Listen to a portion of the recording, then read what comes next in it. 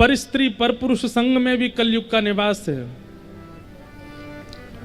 सूना हिंसा में कलयुग का निवास है। विवाद कलेश में कई लोगों की बड़ी रुचि होती है। लड़ाई झगड़ा करने के लिए वे लोग तत्पर खड़े रहते हैं, कैसे भी लड़ें हम, उसमें भी कलयुग का निवास है। और पुनश्च याचमानाय जात रूप मदात प्रभो, पुनः याचना करने पर 5वां स्थान दिया अनीति से कमाया गया धन। क्योंकि धन में तो ठाकुर जी का निवास भी है, तो अनीति से जो धन कमाते हैं उसमें कलयुग का निवास है। 5 जगह सावधानी रखिए। जुआ मत खेलिए, मद्यपान मत कीजिए, अशुद्ध वस्तुओं का सेवन मत कीजिए, विवाह के उपरांत एक पत्नी व्रत एक पतिव्रत धारण कीजिए, लड़ाई झगड़ा मत कीजिए, विवाद जैसे शुरू होने वाला हो हाथ जोड़ करके प्रस्थान करते चलिए, और अंतिम बिना मेहनत के धन मत कमाओ, थोड़ा श्रम तो किया कीजिए। आजकल आपको पता कलयुग में लोगों की बुद्धि विकृत क्यों हो रही है? घर बैठ के धन कमाने की योजनाएं सोचते रहते हैं, हमें कुछ करना ना पड़े, पैसा आता रहे। प्रॉपर्टी है किराए पे चढ़ा दो, उससे पैसा आता रहेगा, वो है उसको वहां दे दो, पैसा आता रहेगा। किराए पर देने से पैसा कमाना बुरा तो नहीं है, पर हमारा ऐसा मंतव्य उसमें आपने श्रम तो कुछ किया नहीं। लोग कहते श्रम नहीं किया, हमने खरीदा था, इतना करोड़ का खरीदा, श्रम नहीं है। अरे तो उसमें क्या मेहनत हुई आपसे? तो फिर ऐसा क्या करना है? तो बोले किराए का जो ये पैसा आता है, या फिर ये स्टॉक मार्केट में लोग लगे रहते हैं, कुछ भी करते हैं जिसमें कोई मेहनत तो होती नहीं है, पैसा आता है, ऐसे धन को सेवा में लगाओ। अपने प्रयोग में जितना हो सके कम लो। जो बिना परिश्रम का धन है उससे असहायों की सेवा करो, गौ सेवा करो, सनातन धर्म के कुछ प्रकल्पों की सेवा करो, अनाथ बालकों की सेवा करो, उस सेवा में लगाओ। अब एक एक चीज का स्पष्टीकरण करना पड़ता है, क्योंकि कई लोग यूं कहते हैं तो महाराज जी लूट मार करके भी कमा के अगर सेवा में लगा दे तो कोई दिक्कत तो है नहीं, किसी से लूट के लगा दिया जाए, ऐसा करना नहीं है। सीधी बात है कि पड़े पड़े जो कमाई हो रही है ना, उससे विकृति आती है, इसलिए उसको सेवा में प्रयोग करो। इस प्रकार 5 स्थान प्रदान किए। राजा परीक्षित स्वयं आखेट को वन में गए, शमिक ऋषि के आश्रम गए। ऋषि के आश्रम जाकर के धैर्यता का प्रमाण देना चाहिए, लेकिन कलयुग जब आपके चित्त पर हावी होता है तो सबसे पहला प्रहार आपके धैर्य को नष्ट करता है। लिख लीजिएगा कहीं पर, अगर किसी व्यक्ति में धैर्य नहीं है तो इसका मतलब यह है कि उस पर कलयुग का प्रभाव है। धैर्य जानते हैं? पेशेंस, सब्र, ये जिसके चित्त में नहीं है, बहुत ज्यादा उतावला रहता है किसी भी चीज में, समझ जाना कलयुग का प्रभाव है उसके ऊपर।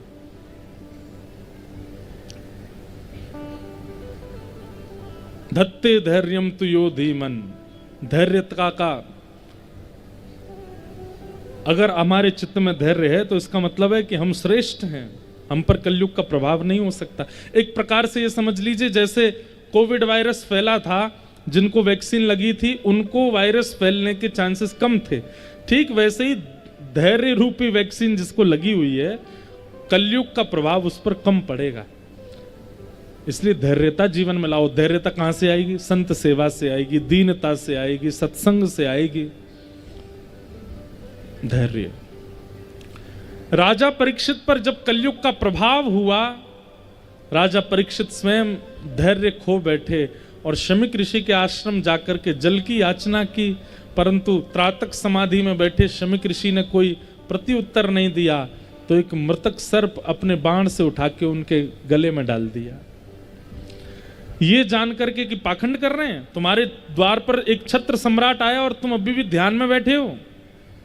ये कलयुग का दूसरा प्रभाव है, ध्यान से सुनिएगा। पहला धैर्य को नष्ट करेगा, दूसरा सब में कितना भी गुणवान व्यक्ति आ जाए उसमें भी अवगुण ही दिखने लग जाए, ये कलयुग का प्रभाव है। उसमें भी अवगुण ही दिखने लग जाए, ये कलयुग का प्रभाव है।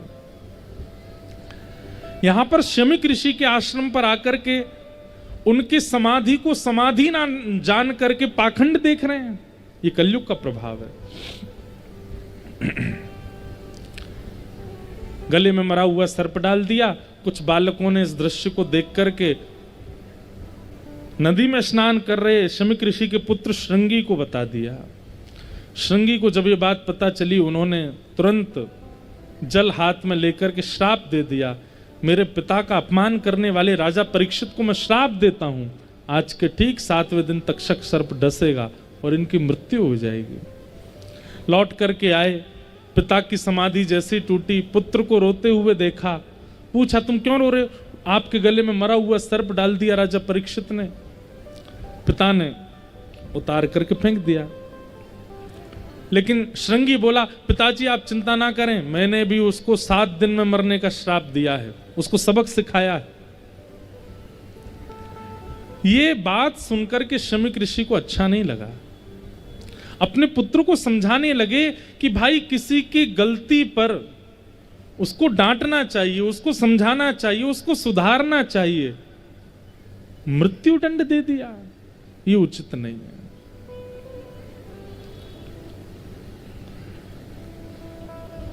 अपने गौरमुख शिष्य से कहा, जाकर के राजा परीक्षित को बता दो उनके जीवन के 7 दिन शेष हैं। राजा परीक्षित को जैसे ही पता चला जीवन के 7 दिन बचे हैं, मुकुट उतार चुके थे, कलयुग का प्रभाव थोड़ा धीमा हो चुका। अच्छा, कलयुग का एक बात और है, आपसे गलत करवा देगा और गलत करवाने के बाद फिर आत्मग्लानि करवाएगा। बाद में आप रोते रहोगे, मैंने ऐसा क्यों कर दिया, मैंने आवेश में आके कर दिया, मैंने क्रोध में आके कर दिया, मैं उस समय आपे से बाहर हो गया। ये आवेश, आपे से बाहर होना, ये सब कलयुग का प्रमाण है कि वो आपके ऊपर हावी है। आपका वश अपने ऊपर नहीं है, इसका मतलब किसके ऊपर वश है? कलयुग आपको वशीकरण करके बैठा है। इसलिए भैया सत्संग नित्य किया करो, नाम जप नित्य किया करो, ठाकुर जी की सेवा नित्य किया करो, उत्तम श्लोकों का नित्य चिंतन किया करो, नहीं तो कलयुग आपको पता भी नहीं चलेगा कब आपके संपूर्ण भाव को अपने वश में कर लेगा। राजा परीक्षित जैसे ही सुना 7 दिन में मरने का श्राप लगा, अपने पुत्र जन्मेजय को राज्य गद्दी पर बिठा करके गंगा के तट पर चले गए। संतों से जाकर के पूछने लगे, म्रियमाण व्यक्ति जिसके जीवन के केवल 7 दिन बचे हैं, उसकी मुक्ति का उपाय बताओ। और तभी उस सभा में श्री सुखदेव जी महाराज का आगमन हुआ। बोलो सुखदेव जी महाराज की। बहुत सुंदर प्रसंग है। यहाँ पर परीक्षित के प्रश्न, सुखदेव जी का प्रत्युत्तर, सब कुछ अद्भुत है, पर सबको हम प्रणाम करते हैं। परीक्षित जी ने चरणों में प्रणाम करते हुए पूछा, महाराज अतः पृच्छामि संसिद्धिं योगिनां परमं गुरुं पुरुषस्य यत् कार्यं म्रियमाणस्य सर्वथा। जिसके जीवन के केवल 7 दिन बचे हैं, उसको अपनी मुक्ति के लिए क्या करना चाहिए, कृपा कर मुझे बताओ। और इसके उत्तर में अब यहां से 2 स्कंद से श्री सुखदेव जी महाराज बोलना प्रारंभ करते हैं कि वरीयानेश ते प्रश्नः कृतो लोकहितं नृप आत्मवीत सम्मतः पुंसां श्रोतव्यादिषु यः परः। एक बात सुनिएगा, इसका विस्तार मैं ज्यादा नहीं करूंगा, पर गुरु कौन? जो प्रश्न का उत्तर दे दे, जो शंका का समाधान कर दे, ये सब तो है ही, पर इस वाक्य से लगता गुरु कौन? जो प्रश्न करना सिखा दे, वो गुरु है। हमें प्रश्न करना नहीं आता, हम कुछ भी पूछते हैं। प्रश्न कैसा होना चाहिए, कई बार आपकी जिज्ञासा और आपकी प्रतिक्रिया बता देती कि आप कैसे गुरुजनों के संग में रहे हो।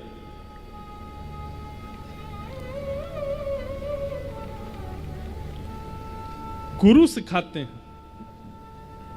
केवल दीक्षा लेनी नहीं होती है, दिशा लो अपने गुरु से। सुखदेव जी महाराज कहते हैं, परीक्षित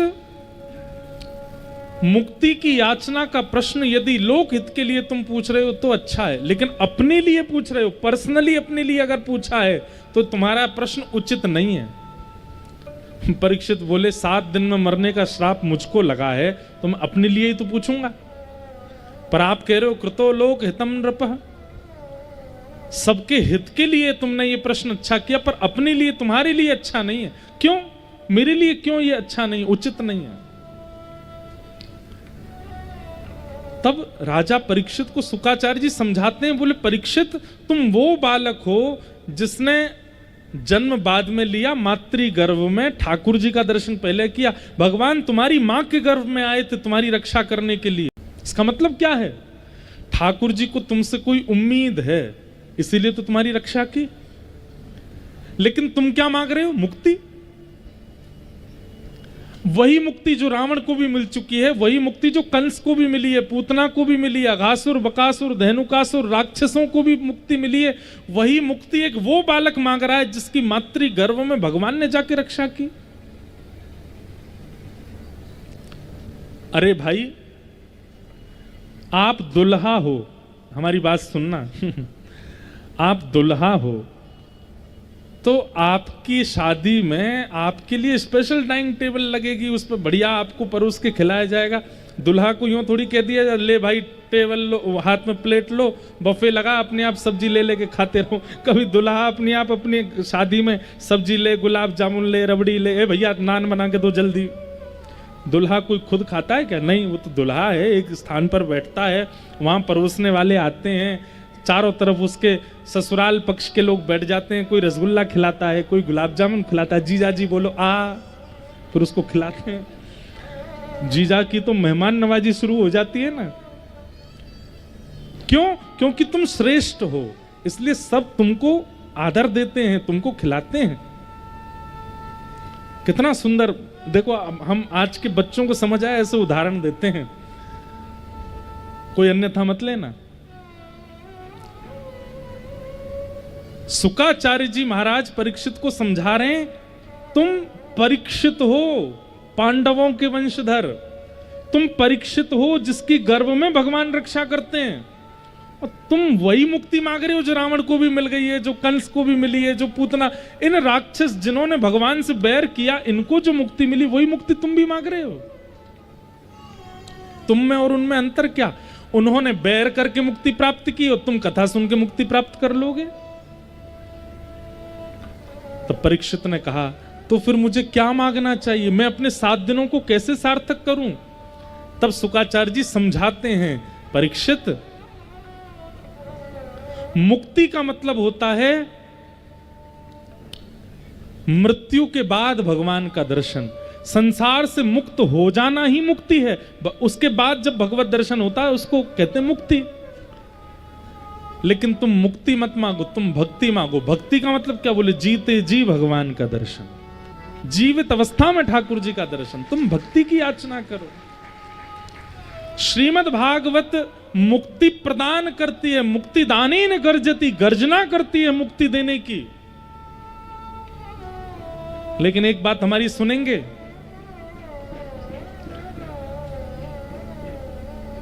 मुक्ति की गर्जना उन लोगों के लिए करती है जो संसार से पीड़ित हैं, जो विषय भाव से पीड़ित हैं, जो संसार में लगे हुए। वे यदि कथा में आते तो उनको मुक्ति, लेकिन जिनके चित्त में प्रेम है, ठाकुर जी के प्रति भक्ति है, श्रीमद् भागवत जी उनको प्रेम लक्षणा भक्ति प्रदान करती हैं। बाकियों को तो मुक्ति देकर के भगवत दर्शन होता है, पर प्रेम लक्षणा भक्ति जिनको प्राप्त होती है उनको जीते जी भगवत दर्शन हो जाता है। गोस्वामी तुलसीदास जी ने अपनी प्रत्यक्ष उपस्थित अवस्था में राम जी का दर्शन किया, मीराबाई ने उपस्थित अवस्था में ठाकुर जी का दर्शन किया, सूरदास जी ने बिना नेत्रों के उपस्थित अवस्था में दर्शन किया, और हम मृत्यु की प्रतीक्षा कर रहे हैं? नहीं।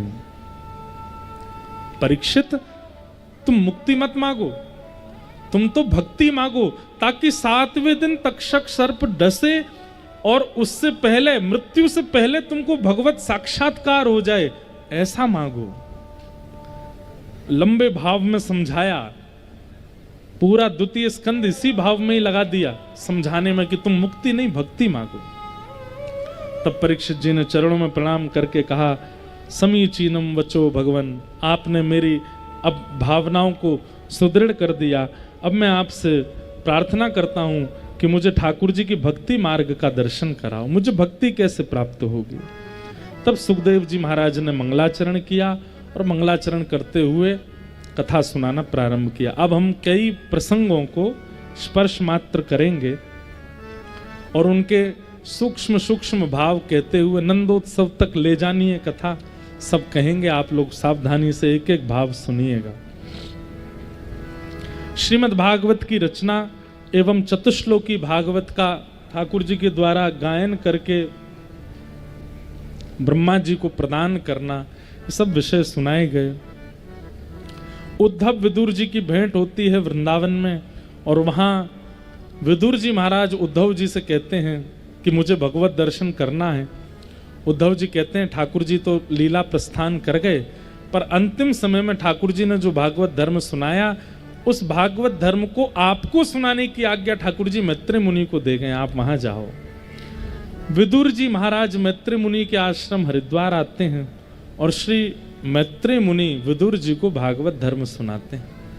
विदुर जी महाराज कई प्रश्न करते हैं और मैत्रेय मुनि उनको उत्तर देते हैं। एक बहुत सुंदर प्रश्न श्री विदुर जी महाराज करते हैं मैत्रेय मुनि से।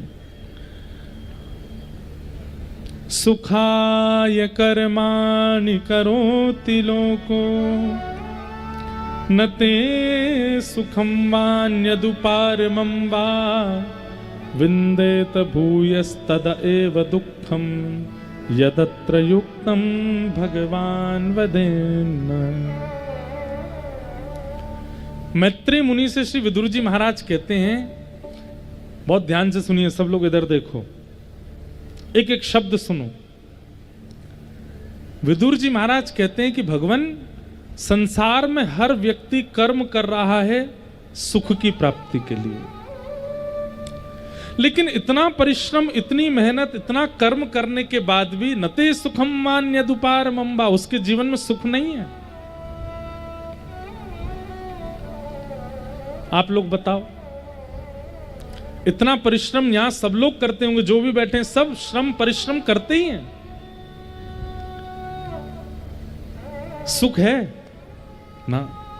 दीन कहे धनवान सुखी, धनवान कहे सुख राजा को भारी, राजा कहे महाराजा सुखी, महाराजा कहे सुख इंद्र को भारी, इंद्र कहे चतुरानन को सुख, ब्रह्म कहे सुख विष्णु को भारी, तुलसीदास विचार कहे हरि भजन बिना सब जीव दुखारी। ताली तो ऐसे बजा रहे हो जैसे समझ में आ गई आपको, है?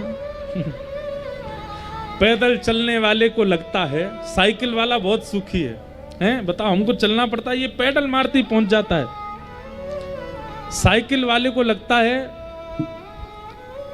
स्कूटर वाला अच्छा है, स्कूटर वाले को लगता है बाइक वाला अच्छा है, बाइक वाले को लगता है एसी गाड़ी में बैठने वाला अच्छा, एसी गाड़ी वाले को लगता है बड़ी गाड़ी वाला अच्छा, पैर लंबे हो जाते हैं उसमें। बड़ी गाड़ी वाले को लगता है महंगी गाड़ी वाला अच्छा, महंगी गाड़ी वाले को लगता है हवाई जहाज वाला अच्छा है, हवाई जहाज वालों हेलीकॉप्टर वाला अच्छा, हेलीकॉप्टर वाले को लगता है हवाई जहाज वाला अच्छा, और हवाई जहाज वाले को लगता है 2 रोटी सुबह 2 रोटी शाम को अपने परिवार के संग बैठ के झोंपड़ी में पाने वाले कितने सुखी हैं। हमारे ऊपर कितनी चिंता है, डायबिटीज हो गई है, शुगर हो गई है, डॉक्टर ने कहा है छिलका वाली दाल से रूखी रोटी खाया करो, हवाई जहाज है तो क्या हो गया, 100 करोड़ का टर्नओवर करते हैं लेकिन खा ही नहीं सकते। ये गांव में रहने वाले कितने सुखी हैं, गैया का दूध काटते हैं, ताजा ताजा दूध पीते हैं, हल चलाते हैं, कोई टेंशन नहीं, कोई चिंता नहीं, मस्त रहते हैं। हर किसी को हर कोई सुखी लगता है। आज हम जब नर्मदा जी के तट पर गए तो हम जिस तट पर गए गौ बछड़ा गौ बच्चा यही है, हाँ, वहां गए। हमें था कि वहां भी भीड़ नहीं होगी, लेकिन वहां भी भीड़ थी। और वहां तो ऐसी भीड़ महाराज, 3-4 मैया तो हमारे सामने बची डूबते डूबते। एक हमारे पंडित जी कूदे उनको बचाने, बाल पकड़ के निकाल के लाए, ऐसी गहरी। मैंने किया आज हो जाती गंगा सप्तमी, नर्मदा जी में ही विलीन हो जाती बच गए बेचारे। तो जब वहां घाट पे अब लोग बाग नहाते हैं, अगरबत्ती जलाएंगे, दिया जलाएंगे, सब इतना करते हैं। हमने कही भाई कोई रास्ता होता सामने जाते, जो सामने वाला घाट है। तो फिर हमको एक व्यक्ति बोले वहीं, महाराज जी जब आप सामने जाओगे ना तो आपको लगेगा यही वाला घाट अच्छा था, यहीं आते, यहीं पर सीढ़ियां थी, यहीं पर बैठने की व्यवस्था। ये बोले हमको सबको ऐसा ही लगता है कि वो घाट अच्छा है, वहां से देखने में लगेगा नहीं वही अच्छा था। तब मन में आया कि ये तो संसार में भी होता है। आप लोगों को लगता होगा ये वक्ता जी बहुत बढ़िया है, कुछ करते डरते हैं नहीं, 4 बजे आते हैं मंच पे, 2-2.5 घंटा 3 घंटा प्रवचन करके चले जाते हैं, सब इनको पूछते हैं, दक्षिणा देते हैं, प्रणाम करते हैं, फोटो खिंचाते हैं, भेज देते हैं। अब आपको क्या बताएं हमारे जीवन में और क्या क्या चलता है। कितने लोग हमको गाली देते हैं, इतने प्रेम करने वाले हैं तो इतने शत्रु भी हैं। कितने लोगों को प्रसन्न करने का भाव रखना पड़ता है, कभी कुछ बहुत दिक्कतें होती हैं। यहां तो फिर भी हम बहुत अवकाश में, कई जगह तो सोने को ही नहीं मिलता। आप लोगों को लगता हमको लगता है ये कितने खुश हैं। कुछ नहीं, बस बेचारे आ जाते हैं 3 बजे कथा सुनते हैं, 7 बजे चले जाते हैं, अपना काम धंधा देखते हैं। पर आप लोग जानो ना कितने, कोई झूठ बोल के आया घर पर, कोई काम का बहाना लगा के आया, कोई मंदिर का बहाना लगा के आया, कोई रिक्शा में चढ़ के आया। यहाँ तो ऑटो भी नहीं आते। हमें तो यही लगता है कि इतनी संख्या में जबलपुर से लोग जिन पर गाड़ी साधन नहीं, वो कैसे आते होंगे। यहाँ तक तो कोई साधन भी नहीं है, फिर भी आप लोग आ रहे हो। तो सबको लगता है वो सुखी हैं, पर भैया तुलसीदास विचार कहे, हरि भजन बिना सब जीव दुखारी। जो हरि भजन नहीं करते हैं वही दुखी हैं। हरि भजन करने वाले देखो सदा मस्त रहेंगे, सदा प्रसन्न रहते हैं, खिलखिलाते रहते हैं, खूब आनंद में रहते हैं, उछलते रहते हैं, कूदते रहते हैं, प्रसन्न रहते हैं। पर जिनके जीवन में हरि नहीं है, उनको तो रात में एसी ना चले तो उनको नींद नहीं आती, डिप्रेशन हो जाता, आज एसी नहीं चला रात में इतनी चिंता हो जाती है। सुखाय कर्माणि करोति लोको न ते सुखम मान्यदुपारमं वा विन्देत भूयस्तद एव दुःखम यदत्र युक्तम भगवान वदेन्न। हे नाथ, इस संसार में हर व्यक्ति जब सुख की प्राप्ति के लिए कर्म कर रहा है तो फिर उसको सुख क्यों नहीं मिलता? इसका उत्तर देते हुए भगवान कहते हैं, सेयम भगवतो माया, ये मेरी माया है। आप लोग अगर परिश्रम करके सुख प्राप्त कर लोगे तो पुनः परिश्रम नहीं करोगे। समझ में आई बात? भोजन करके अगर पेट भर गया और वो पेट में दोबारा भूख नहीं जगी तो फिर ना पेट के लिए ना आप कर्म करोगे, ना आप परिश्रम करोगे, ना धन कमाओगे, ना रोटी बनाओगे, ना खाओगे। भाई आप दूसरे दिन उठ करके दफ्तर क्यों जाते हो? क्योंकि आपके पेट को पुनः भूख लगती है, वो तृप्त नहीं होता। ये अतृप्ति का अनुभव ठाकुर जी ने इसलिए बनाया है ताकि इसकी तृप्ति के चक्कर में फंस करके व्यक्ति कर्म करता रहे। संसार में किसी को सुख नहीं मिलता। सुख कैसा है? गर्म लू चलती है जब, तो कभी कभी गर्म लू में, लू समझते हैं ना, गर्म हवा चलती है, तो कभी कभी नर्मदा जी से कोई ठंडी हवा का एक क्षण के लिए झोंका आता है और वो झोंका, अरे हा कितनी बढ़िया हवा चली थी, और फिर से गर्म गर्म चलने। ऐसा है सुख संसार में, केवल इतनी देर का स्पर्श करने आता है। और क्यों? क्योंकि संसार ही है दुखालयम शाश्वतम। इस संसार का नाम ही दुखालय है। यहां पर सुख नहीं मिल सकता। जैसे विद्यालय में विद्या, भोजनालय में भोजन, कार्यालय में कार्य, वैसे ही दुखालय में दुख। लेकिन इस दुखालय में, दुख में अगर कहीं तनिक सुख है तो वो केवल हरि कथा, हरि स्मरण और हरि दर्शन में है, और कहीं नहीं है। उस समय जो आपको सुख मिलता है वो सर्वोपरि है।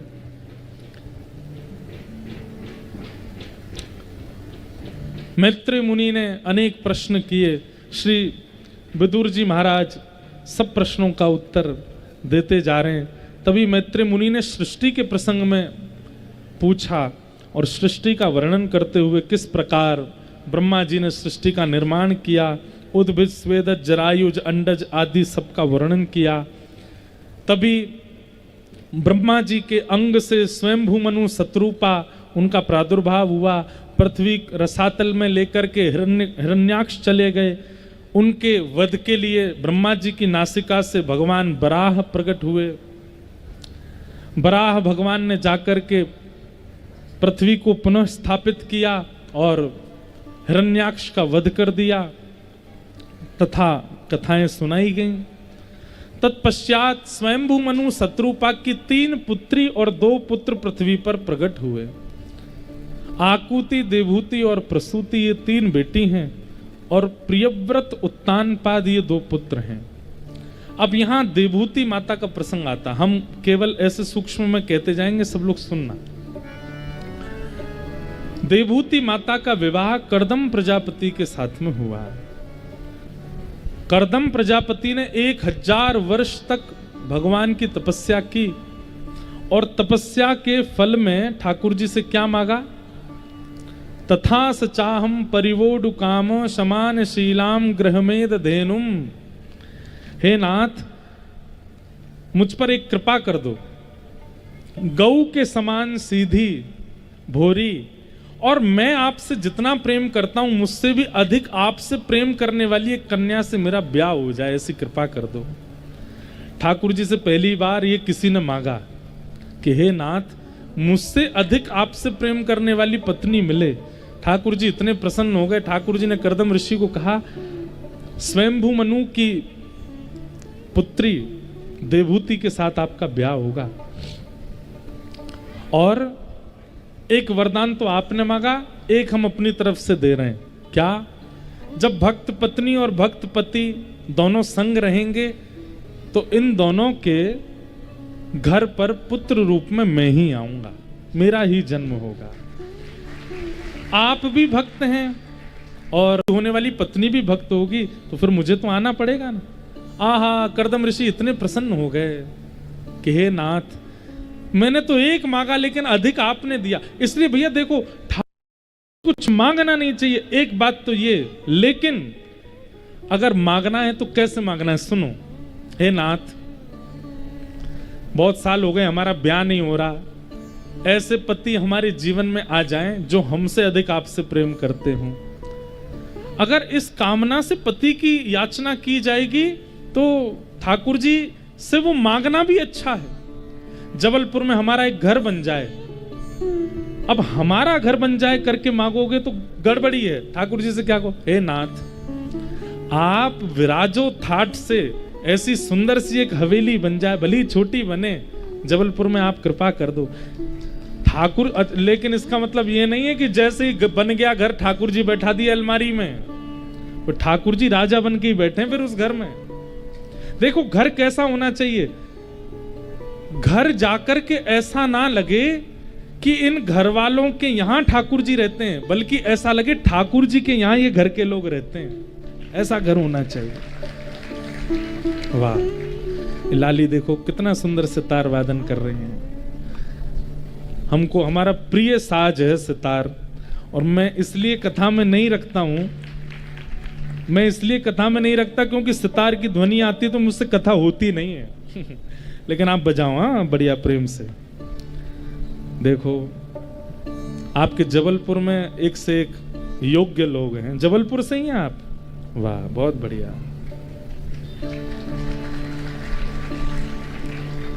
बहुत बढ़िया। तो हम क्या बता रहे थे? हाँ, ठाकुर जी से मांगो, पर किस भाव से मांगो कि हे नाथ, हमारा घर बन जाए। अब गाड़ी चाहिए, हे नाथ एक गाड़ी दिलवा दो। आपको कभी वृंदावन जाना हो, बद्रीनाथ जाना हो, द्वारिका जाना हो, तो एक बढ़िया एयर कंडीशन गाड़ी हो, बैठ के ठाट से जाओ आप। ठाकुर जी के संबंध से यदि संसार मांगोगे तो वो संसार भी भक्ति युक्त होकर प्राप्त होगा, उससे आपका नाश नहीं होगा, कल्याण ही होगा। पर हाँ याद रहे, फिर वो वस्तु मिलने पर कभी अपने सुख का उपभोग ना हो, वो ठाकुर जी की सेवा में ही हो।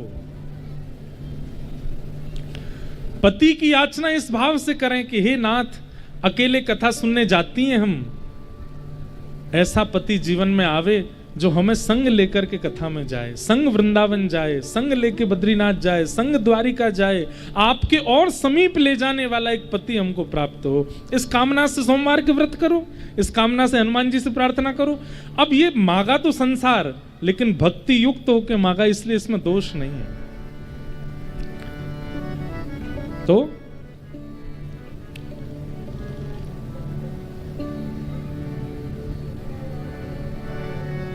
कर्दम ऋषि ने पत्नी की याचना की, और कैसी पत्नी मांगी?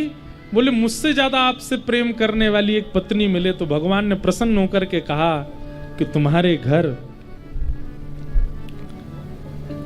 मैं पुत्र बन करके आऊंगा।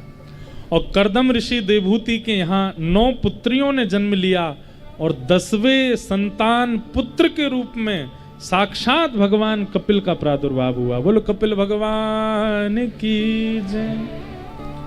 आहा, 9 पुत्री कौन है? नवदा भक्ति, श्रवणम कीर्तनम विष्णु स्मरणम पाद सेवनम अर्चनम वंदनम दास्यम सख्य आत्मनिवेदनम। अभी जोधपुर में कथा थी, 3 दिन का सत्र था वहां पर नवदा भक्ति का।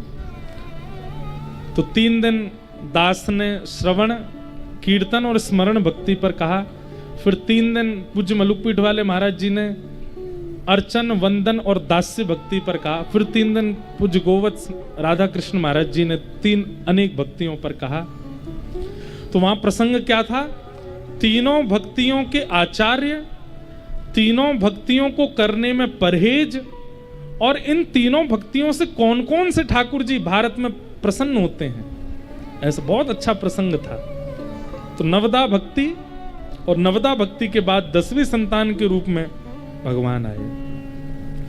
कपिल देवहूति संवाद अद्भुत है श्रीमद् भागवत में, सांख्य शास्त्र का रूप जिसको कहा जाता है। देवहूति माता, 7 तो बज गए यहीं पे लेकिन आज आप लोग संडे है, छुट्टी पे ही हो, तो थोड़ा विलंब तो होगा न। हम जल्दी जल्दी और करने का प्रयास करते हैं ठाकुर जी का।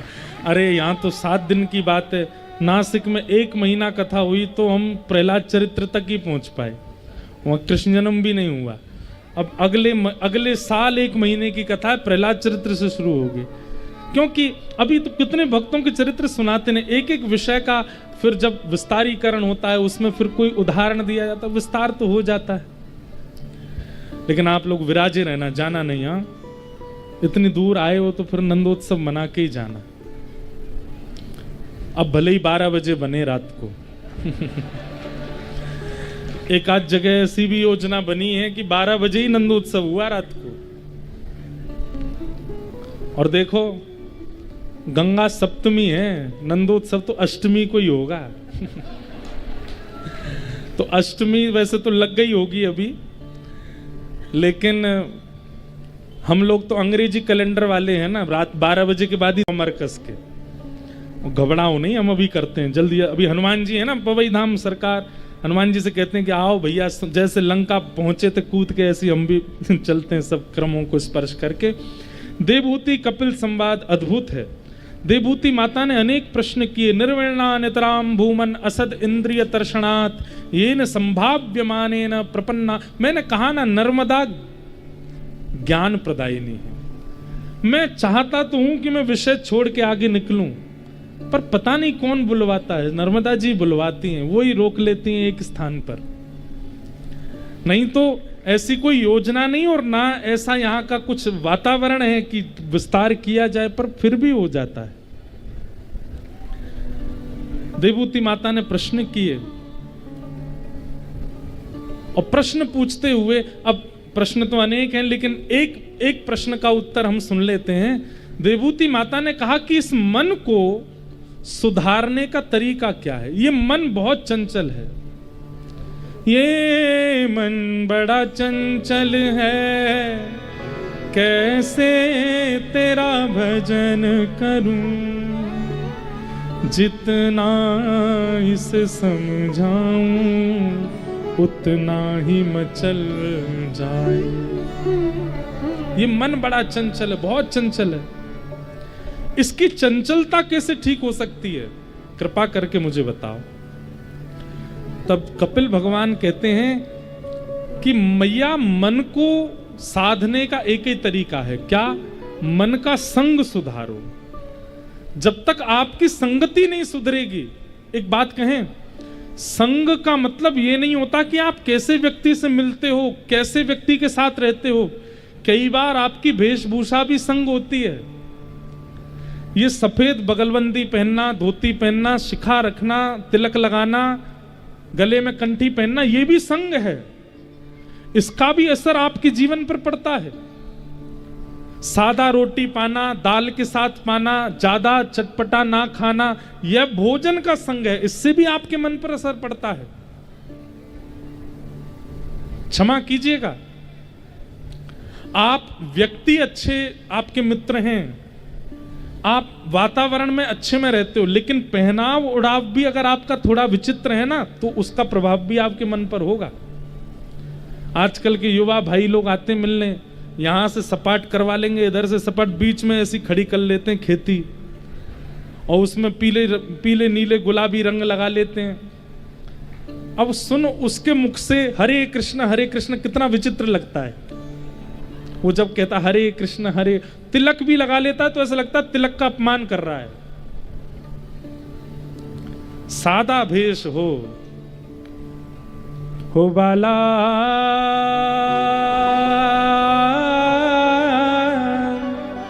मैं बैरागन हूंगी, मैं बैरागन हूंगी, मैं बैरागन, हाँ हूंगी, मैं बैरागन हूंगी, मैं बैरागन। क्यों?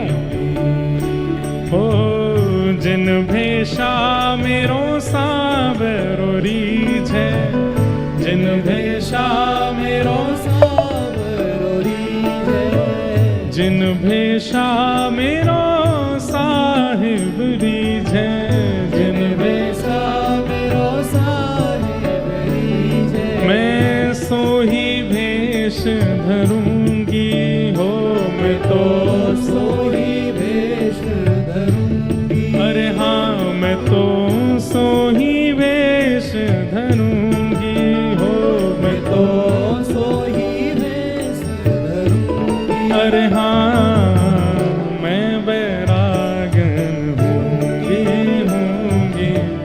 मैं बैरागन, हाँ हूंगी, मैं बैरागन हूंगी, मैं बैरागन। मीराबाई कहते हैं,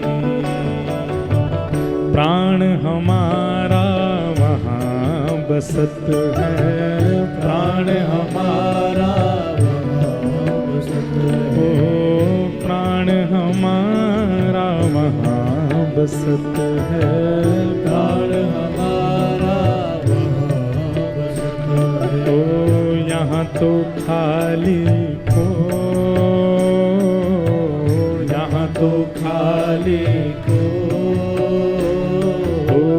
यहाँ तो खाली को, खाली को, ओ मात पिता परिवार सोई है, मात पिता परिवार सोई है, मात पिता परिवार सोई है, मात पिता परिवार सोई है, कहिए तिनका तोड़ बाला, कहिए तिनका तोड़, हाँ बाला कहिए तिनका तोड़, बाला कहिए तिनका तोड़,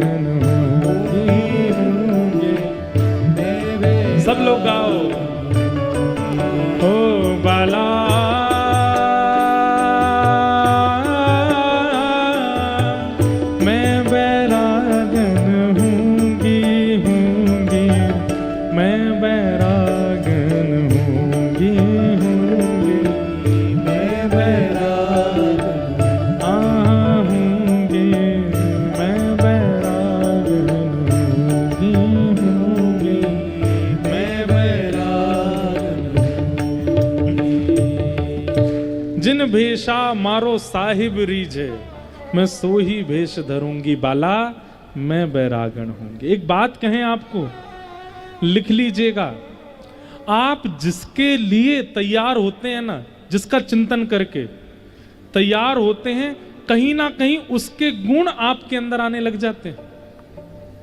हमारे विप्र देवता, हमारे साधु संत, हमारे विरक्त, हमारे वैष्णव, ये ठाकुर जी का चिंतन करके तैयार होते हैं। तिलक लगाते हैं, शिखा बांधते हैं, धोती पहनते हैं, बगलबंदी पहनते हैं, उपरना पहनते हैं, इत्र लगाते हैं, चंदन फोटा करते हैं। ठाकुर जी जैसे गुण आने लग जाते हैं उनके अंदर। लेकिन आपका श्रृंगार किस लिए है? एक पार्टी में जा रहे हैं, वहां पर वो आएगा, उसको दिखाना है, उसको रिझाना है, उसको बताना है, अपनी सास को दिखाना है, अपनी ननद को बताना है, अपने भैया को दिखाना है, या किसी के भी चिंतन से जब आप तैयार होते हैं, खुद के लिए भी अगर तैयार होते हैं तो भी आपके अवगुण और बढ़ते हैं, और फिर जिसके लिए आप चिंतन करते हैं उसके अवगुण आपके अंदर आने लगते हैं। इसलिए नित्य कुछ भी पहनो, तिलक तो जरूर लगाया करो, कम से कम ठाकुर जी जैसे गुण तो आएंगे। तो संग का मतलब केवल व्यक्तियों का नहीं होता है, वस्त्रों का भी है, भोजन का भी है, सब संग। तब भगवान कहते हैं, मां साधुओं का संग करो। और कैसे साधु? साधु किसको कहते हैं? तितिक्षवः कारुणिका सुहृदः सर्वदेहिनाम अजात शत्रवः शांता साधवः साधुभूषणात्। ये पंच लक्षण जिसमें है उसको साधु कहते हैं। सबसे पहला सहनशीलता, दूसरा करुणा, तीसरा सबका भला चाहने वाला, चौथा अजात शत्रु, किसी से शत्रुता ना मानने वाला, और पांचवा मौन रहने वाला, शांत रहने वाला या मनन करने वाला। शांता, ये साधु के आभूषण हैं। ये पंच लक्षण जिसमें हो उसका संग करो। इस प्रकार मां ने अनेक प्रश्न किए, सबके भगवान ने उत्तर दिए। देवभूति माता महा स्वरूप नदी का धारण करके, सिद्धता नाम की नदी धारण रूप बना करके प्रस्थान कर गई, और कपिल भगवान कृपा करके गंगा सागर में आके विराजमान हो गए। बोलो कपिल भगवान की। तत्पश्चात आकुति और प्रसूति के वंश का वर्णन किया, यज्ञ नारायण भगवान के प्रादुर्भाव की कथा सुनाई गई, सती चरित्र सुनाया गया, और तत्पश्चात उत्तानपाद राजा के पुत्र ध्रुव जी का वर्णन किया गया। ध्रुव कथा सबने सुनी है। छोटी सी अवस्था में ध्रुव जी माँ के, अपनी सौतेली माँ के कहने पर वन में चले गए और ऐसा कठोर व्रत करके भगवान को प्राप्त करते हैं। एक बात सुनिए, ठाकुर जी को प्राप्त करने के लिए कोई मंत्र विशेष नहीं होता, ठाकुर जी को प्राप्त करने के लिए कोई व्यवस्था विशेष नहीं होती, ठाकुर जी को प्राप्त करने के लिए कोई व्रत विशेष नहीं होता। सभी मंत्र विशेष हैं, सभी व्यवस्था विशेष हैं, सारे व्रत विशेष हैं। लेकिन कब ठाकुर जी मिलेंगे? जब आपकी व्यवस्था में, मंत्र में और व्रत में उत्कंठा होगी। उत्कंठा जानते हैं? उत्कंठा का मतलब होता है तड़प। जब तक तड़पोगे नहीं पाने के लिए, तब तक चाहे कितने भी मंत्र जपते रहिए, कितने भी व्रत करते, अगर उसमें उत्कंठा नहीं है तो ठाकुर जी नहीं मिलेंगे। ध्रुव जी को 5 महीने में क्यों मिल गए भगवान? क्योंकि उनके मंत्र साधना में, उनके नियम में, उनके व्रत में उत्कंठा है, भगवत दर्शन की व्याकुलता है, बेचैनी है। हम लोग व्याकुल नहीं है, हम लोग बेचैन नहीं है। व्याकुलता भगवत दर्शन कराती है। श्री ध्रुव जी महाराज के सामने ठाकुर जी प्रकट हो गए। ध्रुव जी ने भगवान की स्तुति गाई, और स्तुति गाते हुए श्री ध्रुव जी महाराज ठाकुर जी से कहते हैं, योन्तः प्रविश्य मम वाचमिमां प्रसुप्तां संजीवयत्य खिल शक्ति धरस्व धामना अन्यांश हस्त चरण श्रवणत्वगादीन प्राणान नमो भगवते पुरुषाय तुभ्यम। आप ही मेरी समस्त इंद्रियों से कर्म कराने की सामर्थ्य देते हैं। जीव तो हमारे पास होती है बचपन से, पर बोलने की सामर्थ्य ठाकुर जी देते हैं। नेत्रों से देखने की सामर्थ्य, कानों से सुनने की सामर्थ्य, हाथों से क्रिया की सामर्थ्य, पैरों से चलने की सामर्थ्य, ये सब सामर्थ्य ठाकुर जी देते हैं। सामर्थ्य देने वाले की कृतज्ञता ज्ञापन करनी चाहिए। कैसे? उन्हीं इंद्रियों को उन्हीं की सेवा में पहुंचा करके। किसी ने हमको 2 लाख रुपया दिया, हम लोग कितना उसको धन्यवाद कहते हैं, भैया तुमने बहुत हमारी लाज बचा ली, हमको पैसा दिया। और जिसने आंख दी, जिसने कान दिए, जिसने नाक दी, जिसने जीभ दी, जिसने हाथ दिए, जिसने पैर दिए, उसको हम कभी शुक्रिया करते हैं? कभी नहीं। श्री ध्रुव जी महाराज कहते हैं अपनी प्रत्येक इंद्रिय को भक्ति में लगा करके ठाकुर जी को धन्यवाद कहना चाहिए। आंखों से दर्शन करो, कानों से श्रवण करो, जिह्वा से कीर्तन करो, हाथों से सेवा करो, पैरों से प्रदक्षिणा करो। किसी भी इंद्रिय को छोड़ो मत भगवत सेवा में जाने से, क्योंकि उस इंद्रियों को सामर्थ्यवान ठाकुर जी ने बनाया है। ध्रुव जी महाराज भगवान की स्तुति गाते हैं। भक्ति मुहु प्रवहताम त्वयि में प्रसंगो, भक्ति की कामना मांगते हैं। ठाकुर जी ने ध्रुव जी के ऊपर कृपा की और कृपा करके 36,000 वर्ष तक राज्य करने की आज्ञा देकर के भगवान वहां से प्रस्थान कर गए। ध्रुव जी के वंश में राजा अंगु हुए, इनके बेटा बैन हुए। बैन को ऋषियों ने मार दिया था, तो उन्हीं के शरीर के घर्षण से पृथु महाराज हुए, जिनकी वजह से धरती को पृथ्वी कहते हैं। पृथु महाराज ने अनेक वर्षों तक तपस्या करके भगवान को प्रसन्न किया। इंद्र आकर के इनके अश्व का हरण कर लेते थे, तो क्रोध में भर गए, तो भगवान ने आकर के इनके क्रोध को शांत किया। इस प्रकार पृथु महाराज का चरित्र सुनाया गया। अनेक प्रसंगों का यहाँ पर स्तवन करते हुए रहुगण जड़ भरत संवाद सुनाया गया, जहां पर ऋषभदेव भगवान के 100 पुत्र हैं, जिनमें सबसे बड़े पुत्र का नाम भरत है। वही भरत अपने तीसरे जन्म में जड़ भरत बनकर के आए और रहुगण के साथ में उनका संवाद हुआ। रहुगण को ज्ञानोपदेश किया, भूगोल खगोल का वर्णन, नरकों का वर्णन, अजामिलोपाख्यान और नरक जाने वालों के विषयों का वर्णन किया गया। तत्पश्चात एक अद्भुत भक्त की कथा सुनाई गई, जिसका नाम है वृत्रासुर। भक्त वृत्त। श्रीमद् वल्लभाचार्य जी महाराज ने वृत्रासुर के द्वारा गाई गई स्तुति को ही पुष्टि मार्ग बताया। अहम हरे तव पादैक मूल दासानुदासो भवतास्म भूयः मनस्मरेता सुपतेर गुणांस्ते गृणीत वाक्कर्म करोतु कायः ननाक पृष्ठम न च पारमेष्ठम न सार्वभौमम न रसाधिपत्यम न योग सिद्धिर अपुनर्भवम वा समंजसत्वा विरहय्य कांक्षे अजात पक्ष इव मातरम खग स्तन्यम यथावत्सतरात् सुधारता प्रियम प्रियैव विशुतम विषन्ना मनोरविंदाक्ष दृदिक्षते त्वाम। वृत्रासुर की बहुत सुंदर स्तुति है, जहां पर एक असुर भगवान की स्तुति गाता है। बहुत सुंदर कथा है, प्रसंग है, सबको हम प्रणाम मात्र करते हैं। तत्पश्चात वृत्रासुर के पूर्व जन्म की कथा सुनाई गई। चित्रकेतु नाम का एक राजा था। नारद जी ने कृपा करके इसको देव योनि प्रदान की। वहां महादेव का अपमान करने के कारण ये असुर बना।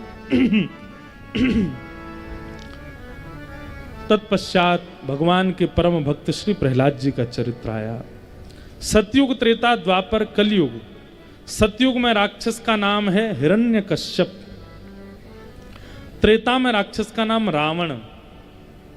द्वापर में राक्षस का नाम मैं। ये जो मैं, अहम, देखो राक्षसों के नाम भी छोटे होते चले जाते हैं। हिरण्यकश्यप सतयुग का राक्षस, त्रेता का राक्षस रावण, 3 ही अक्षर हैं। द्वापर का राक्षस कंस, 2 ही अक्षर हैं। और कलयुग का राक्षस